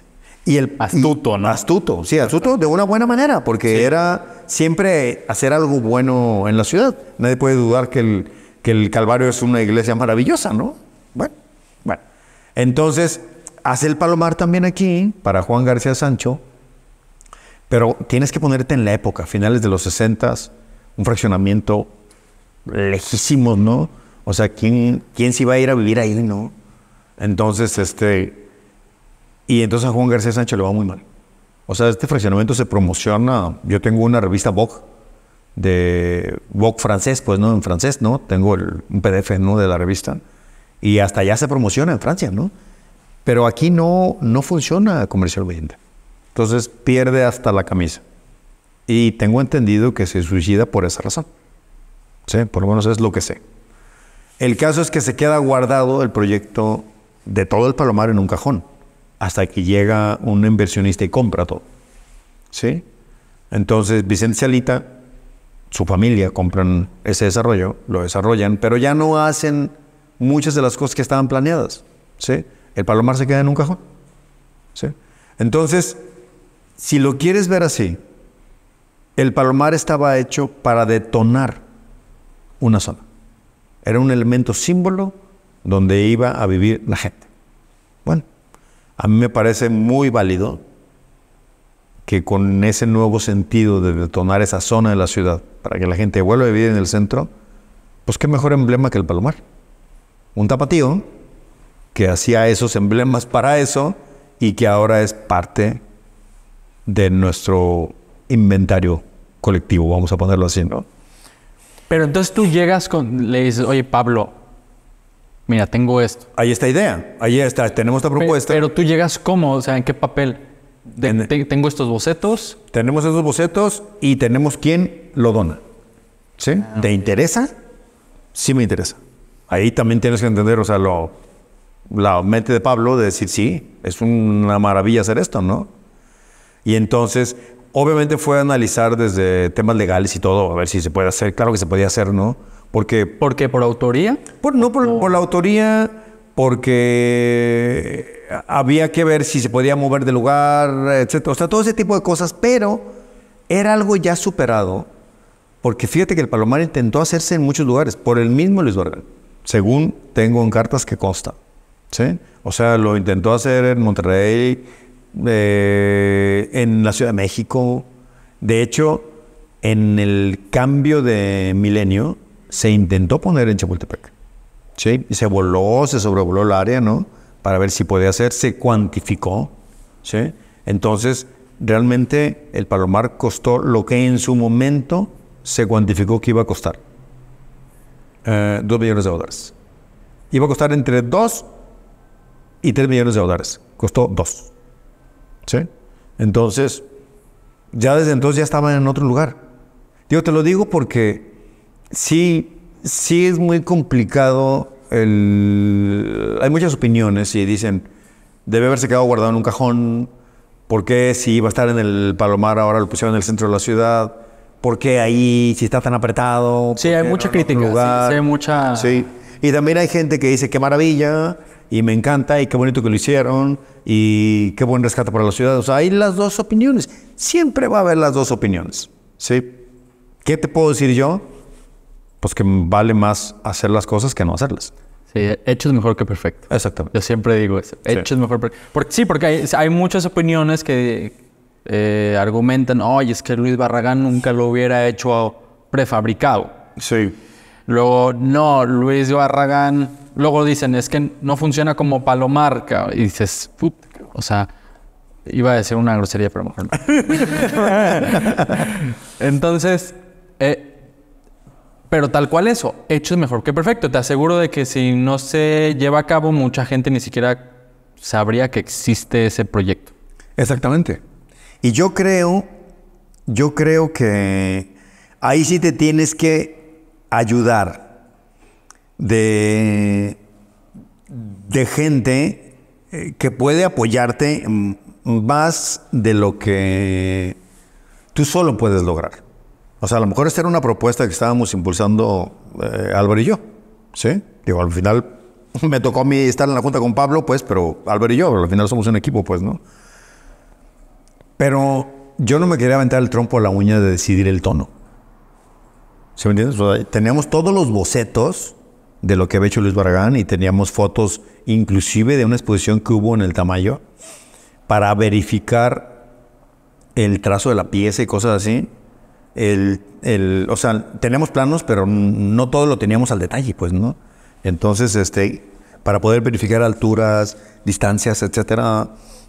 Entonces, le pedimos apoyo a la Academia Nacional de Arquitectura. En ese momento yo era el secretario y la presidenta era Lilian Ponce. Le pedimos ayuda al Colegio de Arquitectos, que lo sigue presidiendo ahorita Laila Pérez. Le pedimos ayuda al Colegio de Ingenieros. Pedimos ayuda de gente del ayuntamiento, ¿no? Miguel Zárate estuvo muy presente siempre, ¿no? Entonces, como decir, a ver, nos vamos a meter todos y entre todos vamos a decidir, ¿cuál es el tono? ¿Sí? Porque sí había una consigna de Pablo, y me parece muy bien, de que fuera un elemento que no hubiera estado, que no hubiera que mantenerlo eternamente. Sí, siendo un elemento tan alto.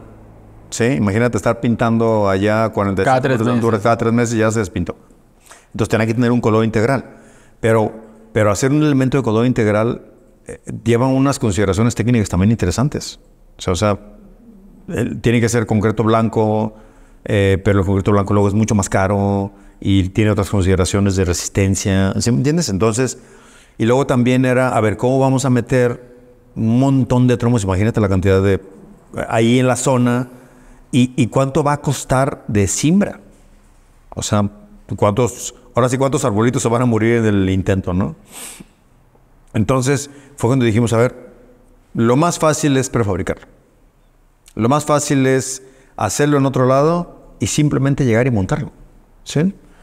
Creo que fue un gran logro. O sea, nos tardamos más planeándolo. Entre obras públicas, nosotros ahí, de hecho también Flora, a Paco Untiveros y a Juan Carlos Arauz, ¿no? Y a todo su equipo, ¿no? Y al calculista también. Y porque del día 1 que se arrancó la obra desde cero a que se terminó, 2 meses, 20 días. O sea, fue una obra récord. O sea, en tiempo récord. O sea, realmente fue muy poca obra para la gente. Para que la gente no tuviera que sufrir, pues, ¿no? Entonces, y la pieza, obviamente, pudimos cuidarla. O sea, evidentemente llegaban piezas prefabricadas que no cumplían el estándar de calidad y se regresaban. Porque lo que quieras, se había fracturado algo, se había desmolachado o lo que sea. Si eso lo haces en algo que lo vas haciendo en el momento, si queda medio chueco, medio desmolachado, medio... Sí. No puedes controlarlo. No. Entonces, para mi gusto tiene una mejor calidad de ejecución y es eterno. Y es un rescate al espacio público. Y es un rescate al espacio público, sí. Que te digo, es realmente no solamente el espacio público, sino la idea de ciudad. Sí. O sea, la idea de Pablo en eso sí, de volver a habitar esa zona de la ciudad. Y ya se está dando. O sea, ya si te fijas, se están haciendo ahí en lo que se llamaba la Estrella de la Muerte. Sí, que es la zona de los camiones ahí, que atrás era un desastre, ¿no? Se volvió otra vez a retomar, a ver, esas rutas se habían quedado medio olvidadas, después de pasar el alcalde, quedaron como todas aventadas, ¿no? Entonces se reordenaron ahí el Negro Soto, que está en movilidad, ayudó muchísimo, ¿no? Y cómo volvió a hacerse fluido eso. Y ya se está llenando todo de buenas banquetas y buenas áreas. Y ya empezó a salir un edificio aquí, ya empezó a salir un edificio allá. Esa era la intención. O sea, date cuenta que toda esa zona es maravillosa y se había quedado dormida. O sea, todo lo que es la zona del Agua Azul y cuando en su momento se hizo el condominio Guadalajara y el Hotel Sheraton. O sea, ¿por qué se hicieron? Pues porque esa zona era lo más nice. Sí, era donde se veía que iba a estar la modernidad y estaba ahí la estación de tren, de ahí llegabas del aeropuerto, o sea... Sí, eran Andares de aquellos años. Era el Andares de aquellos años y se murió, ¿sí? Entonces, y se llenó de bodegas, y se llenó de una serie de cosas que ahora son una serie de terrenos maravillosos, ¿sí? Para el resurgimiento. Para el resurgimiento de esa zona de la ciudad, exactamente. Entonces, yo le auguro un buen futuro a esa zona. Sí, esperamos que así sea. Oye, Miguel, ya quiero pasar a otra parte. Hoy en día, ¿qué proyectos lleva tu despacho? O sea, has hecho muchos públicos, has hecho también muchos privados, que casi no hemos hablado ahorita de eso, pero tienes mucha tela de donde cortar. Quiero preguntarte, ¿cuál es el proyecto que más te emociona de los que llevas ahorita? Bueno, a lo mejor todos me emocionan, ¿eh? O sea, porque cada uno en lo suyo, ¿no?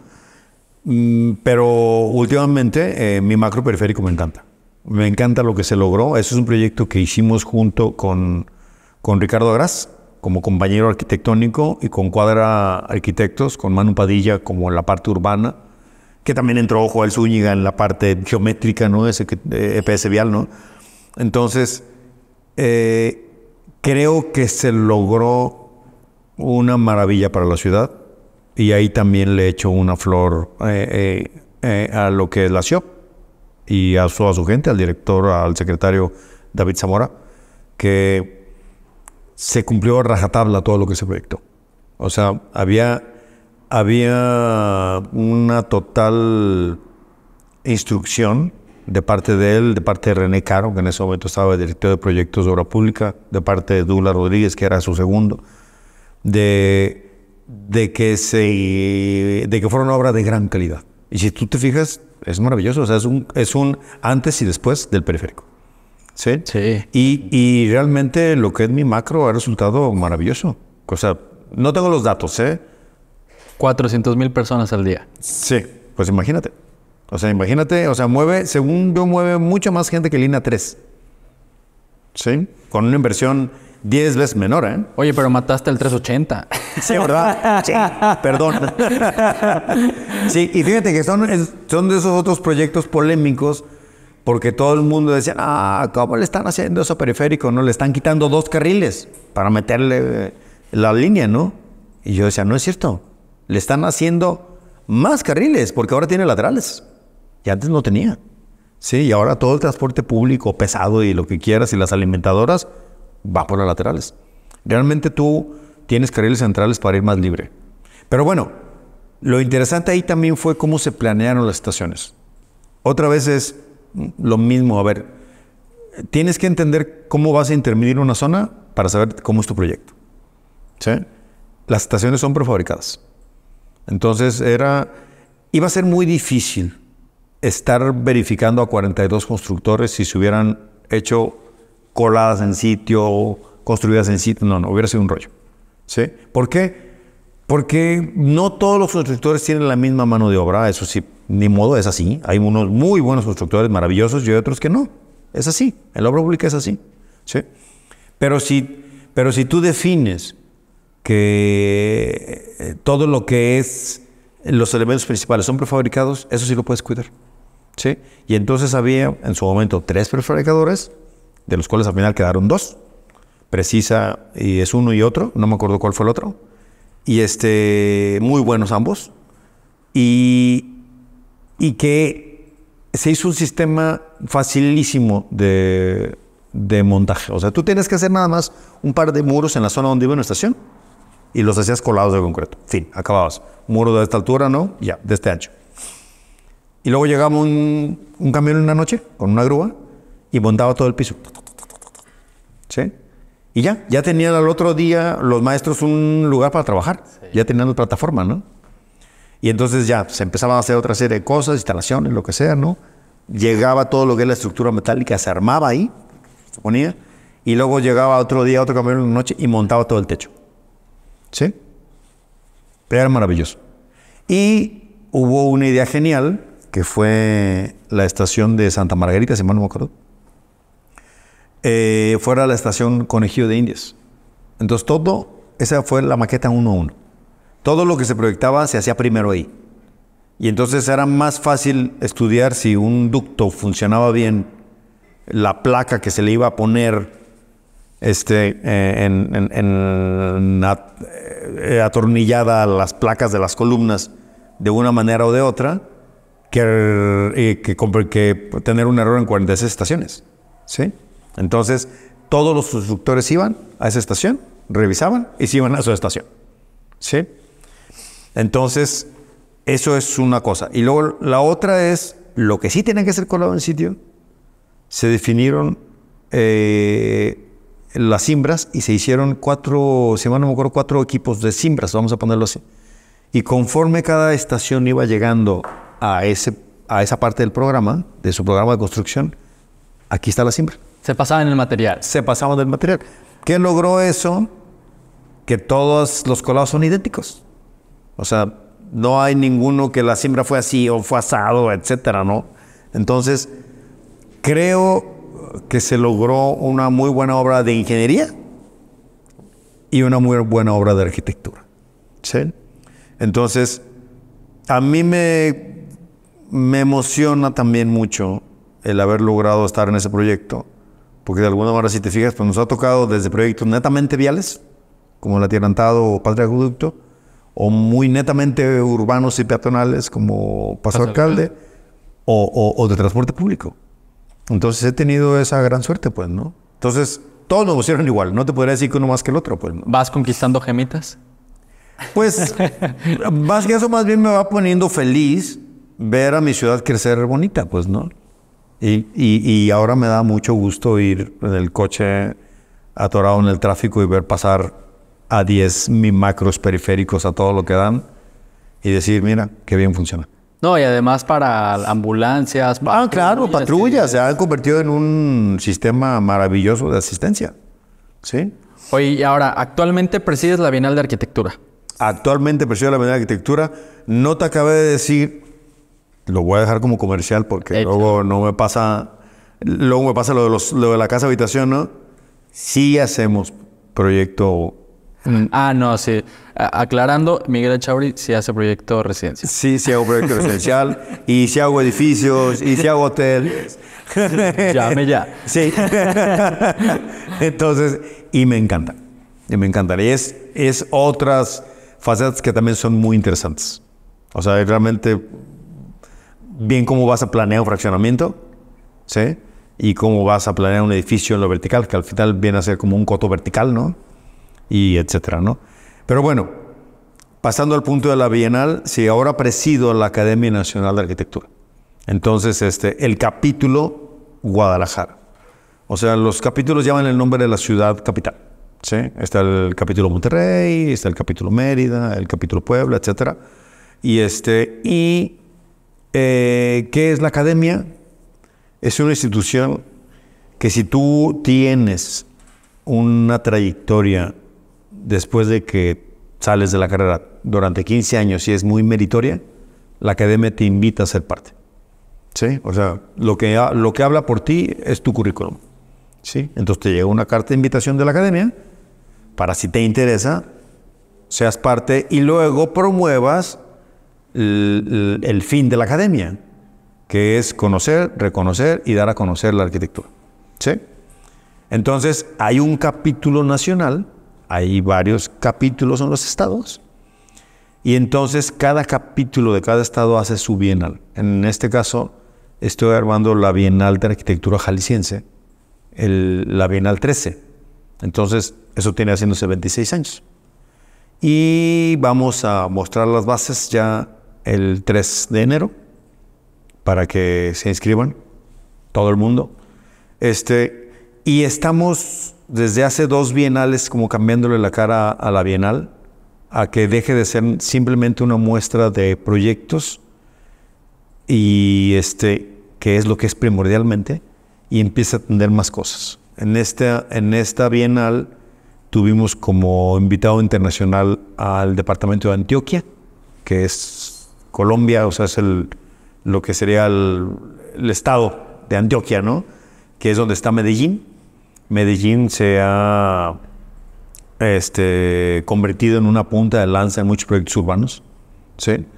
Y entonces el lema de la Bienal, porque siempre tiene un título, es Ciudad Compartida, que es lo que todos tenemos que entender, las ciudades de todos. Y entonces ese invitado internacional es el departamento de Antioquia y Medellín. Y tenemos un capítulo invitado, que es Jalapa, que es Veracruz.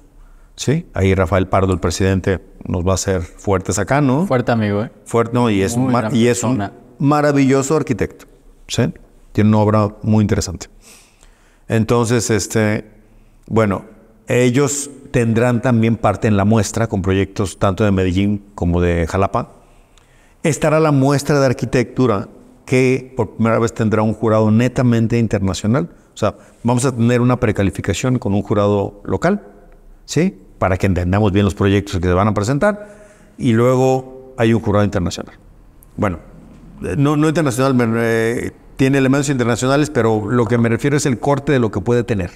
O sea, queremos que sea muy transparente esa votación, ¿sí? O sea, que no sea de solamente elementos de la ciudad, pues, ¿no? O sea, que no seamos arquitectos nada más de aquí, ¿no? Entonces, ¿quién puede entrar a la Bienal? Cualquier jalisciense que haya hecho una obra en cualquier parte del mundo o cualquier habitante del mundo que haya hecho una obra en Jalisco. ¿Sí? Entonces, creo que hay mucho proyecto para mostrar y estamos también invitando a las instituciones. O sea, el Ayuntamiento de Guadalajara, Zapopan, Tlaquepaque, el gobierno del estado, etcétera, a que muestren lo que han hecho para la ciudad. ¿Sí?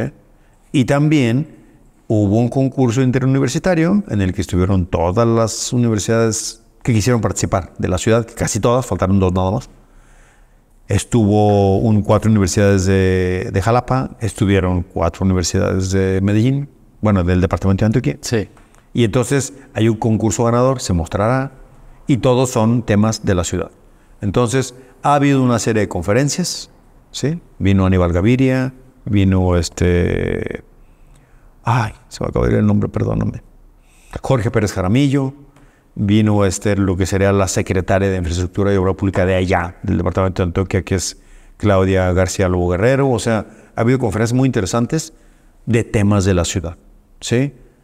Vinieron un par de arquitectos que han hecho obra pública, Ana Estrada y Sebastián Restrepo, ¿sí? Y hay todavía otras cosas que se van a hacer en la Bienal, además de las muestras, y la Bienal está dedicada a Fernando González Gortázar, ¿sí? Entonces, se va a hacer un premio para estudiantes en el que ya se institucionaliza que hay un premio Fernando González Gortázar, ¿sí? Entonces, creo que con eso va a ser un cambio radical en la manera de ver la Bienal. Va a haber inclusive un cibermundo, por así decirlo, en donde tú te vas a poder meter en tu computadora y ver la Bienal y meterte a algunos de los proyectos de una manera tridimensional, etcétera. También todo eso se está trabajando. Entonces, creo que vale la pena participar. Ya verán las bases. La convocatoria sale el 3 de enero. 3 de enero. O sea, ya. Y entonces, y ya, para empezar con todo el tema de inscripciones y etcétera.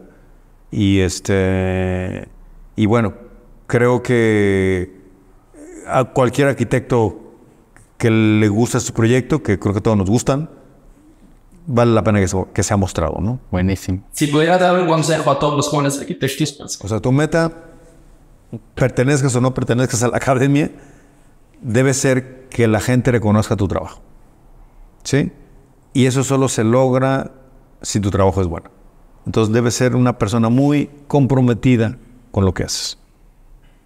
Y creo que siempre debes voltear a ver a toda la ciudad. Todo esto que hemos estado hablando es en ese tema de ciudad, te digo, aún la muestra de arquitectura. Y yo creo que en la medida en la que tú veas eso, vas a ser mucho más respetuoso con tus proyectos en cuanto a tu ciudad. Entonces, debes entender el gran valor que tiene lo que haces, para bien o para mal, ¿sí? Entonces, debes ser muy cuidadoso con eso. Yo te diría que siempre trates de seguir una correcta trayectoria. Buenísimo. Miguel, eres una persona que tiene muchísimo de dónde agarrar, de dónde investigar, de dónde aprenderte, desde tu experiencia en lo público, lo privado, muchísimo también. Y quiero agradecerte por venir esta vez al podcast. Yo sé, créeme que eres una persona que da para muchos más episodios, entonces muchas gracias. Estaría padrísimo tenerte de nuevo. Y ya para terminar, ¿quieres agregar algo? No, creo que más bien agradecerte a ti y a tu equipo que estén haciendo esto. Me parece muy interesante que la gente conozca más de arquitectura y no solo los arquitectos, sino la gente común, la gente, los abogados y los doctores, ¿no? Porque al final todos vivimos y nacemos y morimos en arquitectura. Entonces, qué bueno que lo estás haciendo. Muchas gracias. Miguel, eres una persona en concreta. Muchas gracias. Gracias. Nos vemos.